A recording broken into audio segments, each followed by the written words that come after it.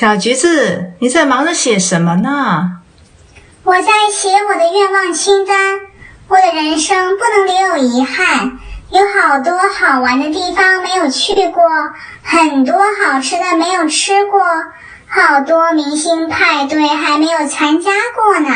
你就知道吃喝玩乐，在你的清单里有没有想过完成个博士学位，帮助那些需要帮助的人，减肥健身，做个健康的自己呀？你的愿望都好正能量啊，但是这是我的清单，不是你的。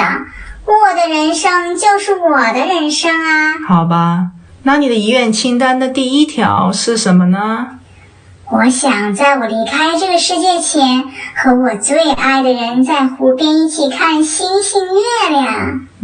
这是个不错的愿望。可你有没有想过，谁也无法预测自己临终时的样子，可能当时身患了绝症，或者严重受了伤而处于昏迷状态，或者处于痴呆症晚期。那时可能浑身插满了管子，病房里面全是生命体征仪器，哔哔作响，而自己却躺在病床上毫无意识，更无法与医生和爱人沟通。而你的临终愿望要怎样达成呢？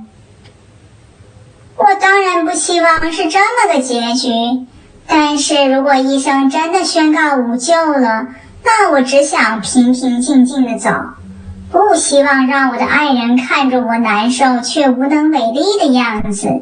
那还不如就让医生把这些管子拔掉吧，不要折腾我，也不要折磨他，让我们都更坦然地来面对彼此的。可如果那时你的父母也健在，而他们对于让你的爱人来全权代表你做有关生命维持治疗的决定而保有不同的意见，这个分歧只会导致你的爱人和亲人之间面对两难的局面的。我自己的身体当然是我做主，而不是由他人来做决定。在这种情况下，我该如何做才能让医生了解我的意愿呢？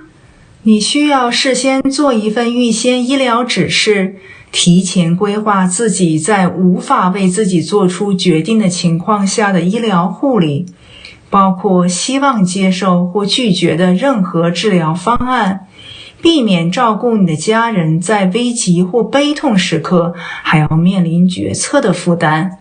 预先医疗指示是送给你所爱之人的一份礼物，把它放在你的遗愿清单的第一条才对哦。那去哪里才能做这份预先医疗指示呢？在网站上可以下载各州特定的表格，也可以通过你的家庭医生或律师并填写表格来创建预先指示。虽然你不一定需要律师或公证人来见证，但表格必须经过签名方为有效。该表格允许你的家人或朋友在指定时间或某种情况下为你发言，但是只能指定一名医疗保健代理人来为你做决定的。什么是医疗代理人啊？这个人可以是你的配偶、其他家庭成员或朋友，但不能是你的医生或医疗护理团队成员。那选择什么样的人比较可以胜任这个位置呢？这通常是了解你的价值观并且对你很重要的人，愿意能够与你讨论医疗保健和临终问题。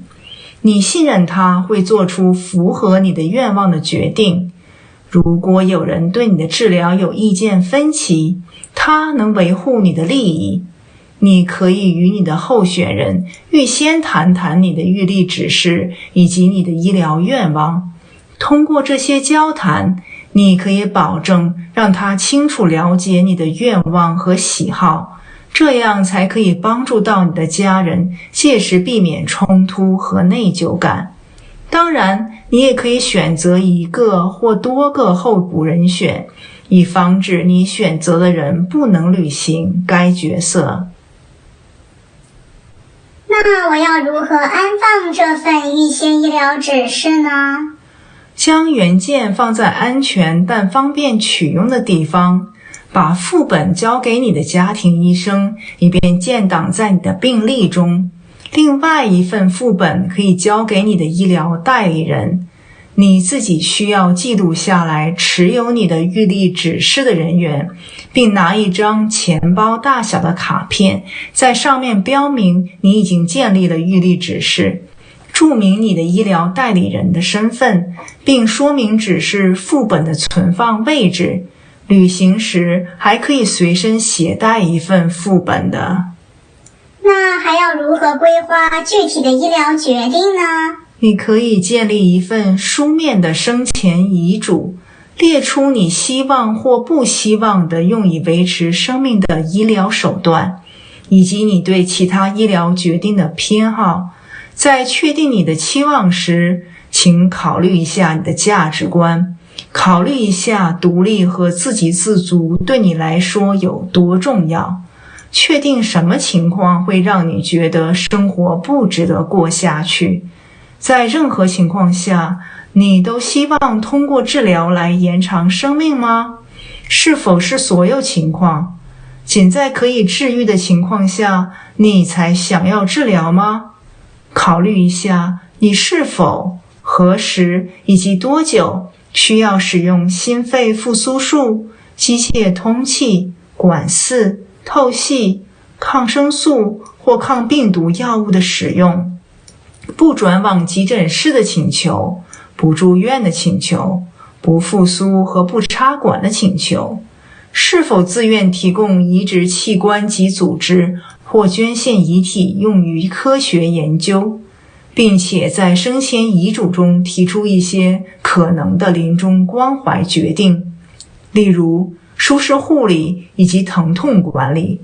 如果你对任何一个医疗决定有疑问，是需要咨询医生的。那我要想取消或更新这份预先指示呢？随着时间的推移，婚姻状况可能会改变，或者诊断出绝症，显著改变生活的疾病时，这些无法预期的状况是可能导致你改变生前遗嘱的。比如在与医生讨论预期疾病疗程中可能做出的治疗类型和护理决定，使得你对临终关怀的想法有所变化。这时你需要回顾你的预先指示，确保它们反映你当前的价值观和愿望，而确保在你的意愿发生变化时，对其进行更新是非常重要的。如果要更改，必须创建新格式，分发新副本并销毁所有旧副本。更改指示的具体要求可能因状态而异。你应该与家庭医生讨论更改内容，确保医疗文件中的新指示取代旧指示。医院或护理院的病历也必须加入新指示。另外，还要与医疗保健机构、家人和朋友谈论更改的情况的。听了这么多，大概明白了。我的医院清单的第一条改好了。是什么呢？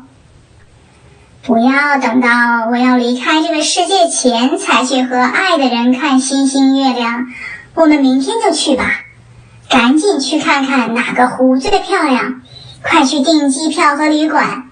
我要珍惜当下的好时光，就算没有帅哥爱人在身边，你也可以陪我啊。能够完成你的愿望之一，我也替你高兴的。不过你也太心急了吧，不能等到假期再去吗？走过了春天，走过秋天，送走了今天，又是明天，一天又一天，月月年年。打住！我现在就去看行程，我可受不了你的魔音绕梁啊！你笑起来真好看，像春天的花儿一样。好了，我马上就去，好吧？